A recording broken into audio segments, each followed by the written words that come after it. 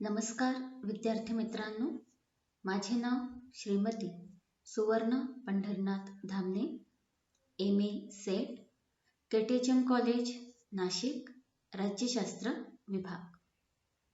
विद्यार्थ्यांनो, MA, MCOM, MSc second semester third pattern याच्या credit 2चा जो इंट्रोडक्शन टू कॉन्स्टिट्यूशन म्हणजेच राज्य घटनेची ओळख या विषयाच्या व्याख्यानामध्ये आपले स्वागत आहे. सुरुवातीला आपण या विषयाची एक थोडक्यात ओळख करून घेऊया. या विषयाचा अभ्यासक्रम जो आहे तो क्रेडिट 2 याच्यामध्ये आहेत आणि त्याचा सिलेबस जो आहे तो 4 प्रकरणांचा आहे. यात पहिलं प्रकरण असणार आहे भारतीय राज्यघटनेचं तत्वज्ञान, दुसरं प्रकरण असणार आहे मूलभूत हक्क, तिसरं प्रकरण असणार आहे राज्य धोरणांची मार्गदर्शक तत्वे आणि चौथं प्रकरण असणार आहे मूलभूत कर्तव्य. यामध्ये आपण तिसरं आणि चौथ्या प्रकरणांचा अभ्यास जो आहे तो करणार आहोत.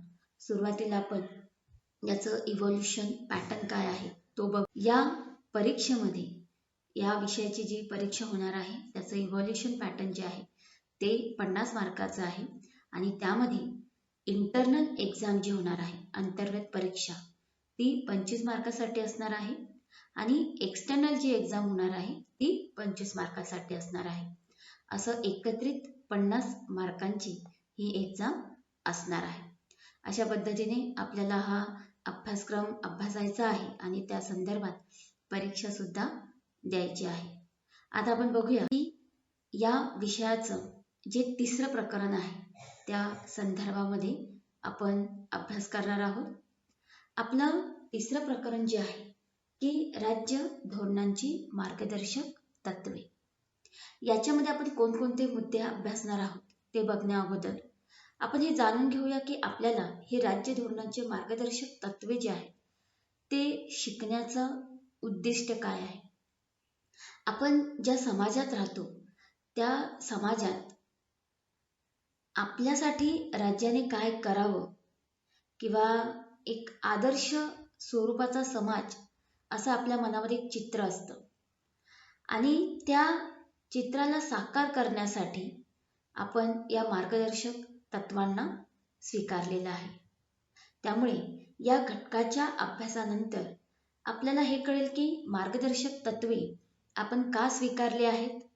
दुसरं, ही तत्वे अंमलात यावी यासाठी कोणती दंडशक्ती कार्य करते.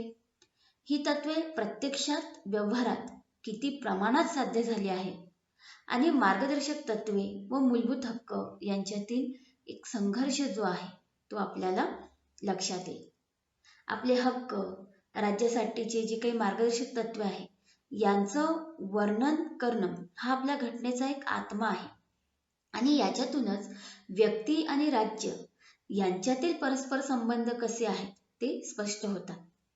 त्यामुळे आपल्याशी वागताना राज्याला काय करता येणार नाही, त्याचबरोबर आपल्यासाठी राज्यानं काय करावं हे देखील त्यातून स्पष्ट होणार आहे. त्यामुळेच आता या मार्गदर्शक तत्वांमध्ये आपण पुढील मुद्द्यांचा अभ्यास करणार आहोत. मार्गदर्शक तत्वांमध्ये की व्यक्तीसाठी समान न्याय आणि मोफत कायदेविषयक सहाय्य प्राप्त करण्याच्या दृष्टिकोनातून शासनाची भूमिका काय आहे, म्हणजे राज्याची भूमिका त्यात काय असणार आहे ते आपण अभ्यासणार आहोत. दुसरा मुद्दा आपण अभ्यासणार आहोत की कामाचा हक्क आणि मानवी वातावरणाची हमी जी प्रत्येक व्यक्तीला मिळाली पाहिजे. तिसरा मुद्दा आहे की बालकांसाठी तरतुदी, शिक्षणाचा हक्क आणि जे SC ST दुर्बल घटक आहेत त्यांच्यासाठी काय तरतुदी आहेत. चौथा मुद्दा याच्यामध्ये असेल समान नागरी कायदा संदर्भात. त्यानंतर चांगले जीवनमान, आहार आणि सार्वजनिक आरोग्य. पुढचा मुद्दा आहे की पर्यावरणाचं संरक्षण आणि सुधारणा. त्यानंतर कार्यकारी यंत्रणेपासून न्याय यंत्रणा विलग ठेवणे आणि आंतरराष्ट्रीय शांतता आणि सुरक्षितता याचा प्रचार. अशा विविध मुद्द्यांच्या माध्यमातून राज्याची भूमिका ही कशा स्वरूपाची आहे त्या माध्यमातून राज्य आणि व्यक्ती यांचे परस्पर संबंध देखील आपल्याला समजणार आहेत. आता मुळात आपण ही मार्गदर्शक तत्वे का स्वीकारली, तर ही स्वीकारण्यामागची जी भूमिका आहे ती स्वातंत्र्य चळवळीतून दिसून येते. जातीभेद, अस्पृश्यता, जमीनदारी, गरीब श्रीमंतातील वाढती दरी, खेड्यातील विस्कळीत झालेली समाज व्यवस्था, वाढती रोगराई, दुष्काळातील उपासमार असे आपल्या समाजाचं त्या काळाचं चित्र होतं. त्यामुळे जे आपले भारतीय घटनाकार आहेत त्यांनी सामाजिक आदर्शाचं अंतिम उद्दिष्ट म्हणून ही मार्गदर्शक तत्वे जी आहेत ती स्वीकारलेली आहे.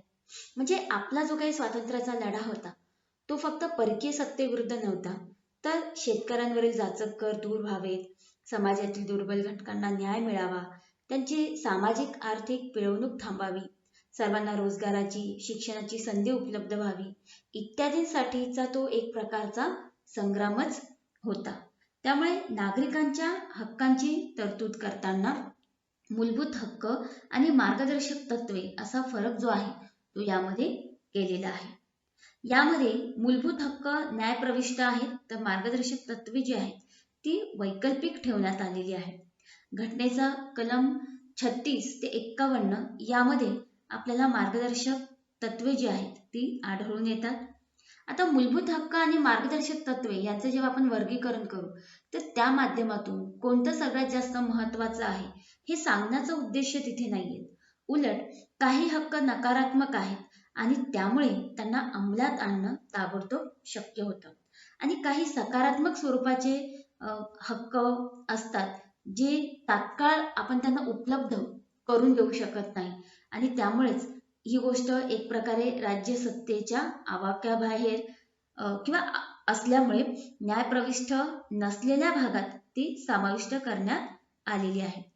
सगळ्यांच्या हक्कांची एक प्रकारे हमी देण्याची कुवत नव्या शासनापाशी नाही हे ओळखूनच त्यावेळचे सगळे अधिकार आपण न्यायप्रविष्ट केले नाही, आणि त्यातही जे तत्कालीन सर्वांचे हितसंबंध जे आहेत त्याचं आपल्याला रक्षण करायचं होतं, आणि त्यासाठी तर एक भरीव तरतुदीची गरज जी आहे ती आपल्याला मार्गदर्शक तत्वांच्या स्वरूपामध्ये दिसून येते.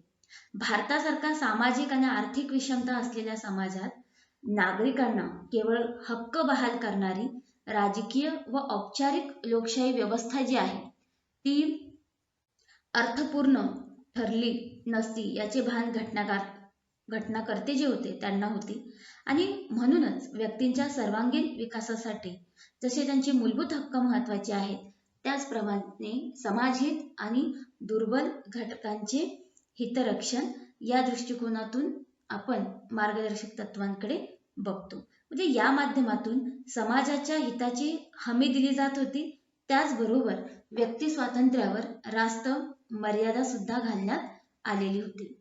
त्यानंतर आपली जी ही मार्गदर्शक तत्वे आहेत ही तत्वे आपण आयर्लंडच्या राज्यघटनेतून घेतलेली आहेत. म्हणजे तो जो तरतुदीचा भाग आहे त्याच्यावर आयर्लंडच्या राज्यघटनेचा प्रभाव आहे, पण त्याचबरोबर हा प्रभाव जरी दुसऱ्या देशाच्या राज्यघटनेचा असला तरी त्यामागे मात्र भारतीय समाज व्यवस्थेचे वास्तव सुद्धा तितकंच महत्त्वाचं त्यामध्ये नमूद केलेलं आहे.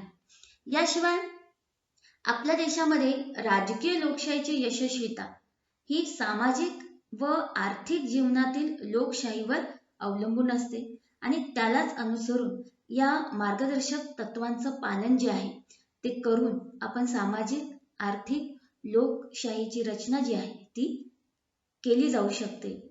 आणि या भूमिकेला महत्त्व देऊन राज्य या संज्ञेत समाविष्ट होणाऱ्या सर्व सत्ताधाऱ्यांना ही तत्वे मार्गदर्शन करतात.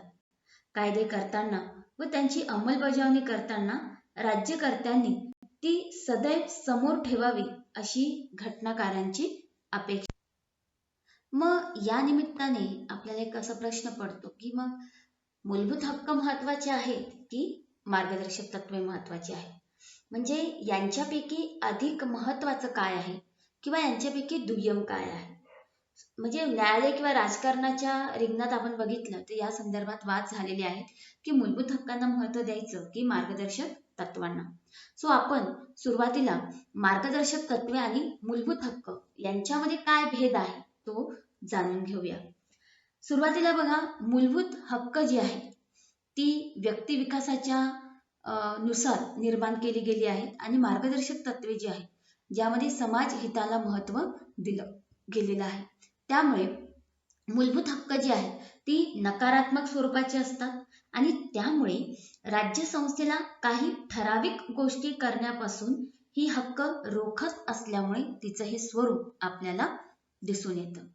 म्हणजेच व्यक्तीच्या विकासामध्ये अडथळा येऊ नये यासाठी राज्याने काय करू नये अशा स्वरूपामध्ये या हक्कांचं वर्णन आपल्याला करता येईल. त्यानंतर मार्गदर्शक तत्वे आहेत. आता काही ठराविक गोष्टी सरकारने कराव्यात अशी जेव्हा आवश्यकता प्रतिपादन आपण करत असतो त्यावेळी मार्गदर्शक तत्वांची भूमिका आपल्याला तिथे लक्षात येईल. म्हणजे ही सकारात्मक भूमिका जी राज्याची आहे ती मार्गदर्शक तत्वांमध्ये आपल्याला दिसून येते, जिथे व्यक्ती विकासासाठी राज्याने काय करावे म्हणजे मूलभूत हक्क काय करू नये अशा स्वरूपात आहेत, तर मार्गदर्शक तत्वे राज्याने काय करावे अशा स्वरूपात आहे. दुसरा फरक याच्यामध्ये आहे की मूलभूत हक्क जी आहे ती न्याय प्रविष्ट आहे. समजा मूलभूत हक्कांचं उल्लंघन झालं तर न्यायालयाकडे दाद मागता येते, म्हणजे त्या संदर्भामध्ये आपण न्याय मागू शकतो. याच्या उलट मार्गदर्शक तत्वे जी आहेत ती न्याय प्रविष्ट नाहीत, म्हणजे त्यांचं उल्लंघन जर झालं तर आपल्याला न्यायालयाकडे दाद मागता येत नाही. म्हणजे मूलभूत हक्क न्याय प्रविष्ट आहेत तर मार्गदर्शक तत्वे ही न्याय प्रविष्ट नाही. तिसरा याच्यामध्ये भेद असा आहे की भारतामध्ये राजकीय लोकशाही प्रस्थापित करणे हे मूलभूत हक्कांचं ध्येय आहे, ज्याच्या माध्यमातून व्यक्तीला राजकारणामध्ये सहभागी होऊन तिथे स्वतःची भूमिका नोंदवता येऊ शकते. पण मार्गदर्शक तत्वे जे आहेत यांचं ध्येय आहे की भारतामध्ये सामाजिक आणि आर्थिक लोकशाही स्थापन करणं. म्हणजे अशा दोन वेगळ्या ध्येयांची परिपूर्ती आपल्याला इथे लक्षात येते. तिसरा भाग याच्यामध्ये येतो की पुढचा मुद्दा याच्यामध्ये येतो की कायदेशीर दृष्ट्या मूलभूत हक्क जे आहेत ती बंधनकारक आहेत, म्हणजे त्यांच्या अंमलबजावणीसाठी कोणताही कायदा करण्याची आवश्यकता नाही, ते आपोआप अंमलबजावणीत येतात. भारतात जन्मणारा प्रत्येक व्यक्ती हा भारतीय नागरिक म्हणून गणला जातो आणि त्याला ते मूलभूत हक्क जे आहेत ते प्राप्त होतात. त्यासाठी अशी वेगळी काही प्रोसेस किंवा तरतूद करण्याची गरज पडत नाही.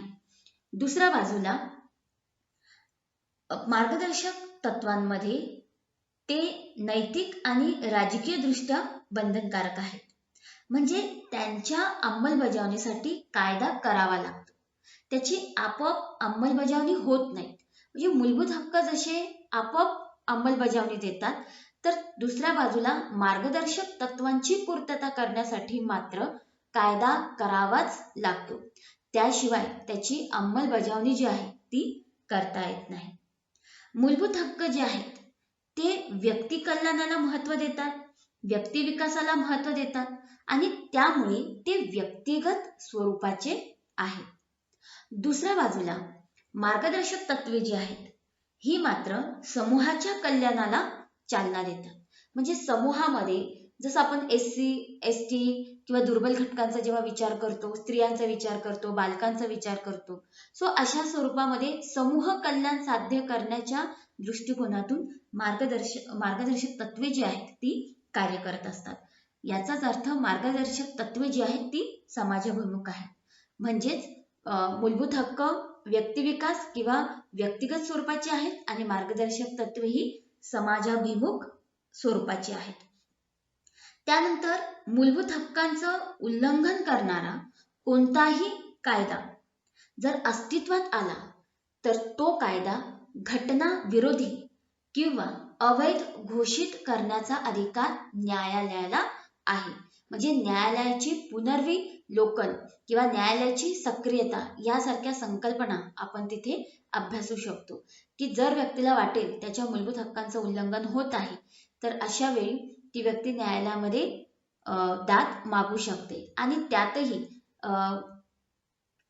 राज्य सरकारच्या माध्यमातून असा कायदा निर्माण केला जात असेल ज्याच्या माध्यमातून मूलभूत हक्कांचं उल्लंघन होत आहे तर तो कायदा अवैध ठरवणं किंवा तो कायदा घटनाविरुद्ध आहे म्हणून रद्द करण्याचा अधिकार न्यायालयाला इथे आहे. मात्र मार्गदर्शक तत्वांच्या बाबतीमध्ये ही भूमिका आपल्याला दिसून येत नाही. भलेही कायदा घटनाविरुद्ध असेल किंवा अवैध असेल मार्गदर्शक तत्वांच्या बाबतीत, तरी न्यायालय त्याला तसं अवैध घोषित करू शकत नाही. म्हणजे मार्गदर्शक तत्वांच्या परिणामकारकतेसाठी जो काही केलेला कायदा आहे त्याची वैधता मात्र ते ग्राह्य धरू शकतात. म्हणजे एका बाजूला न्यायालयाची जी भूमिका आहे ती मूलभूत हक्कांच्या स्वरूपामध्ये आपल्याला जास्त प्रभावी दिसून येते, मात्र मार्गदर्शक तत्वांच्या बाबतीमध्ये तेवढी ती प्रभावी दिसून येत नाही. धन्यवाद.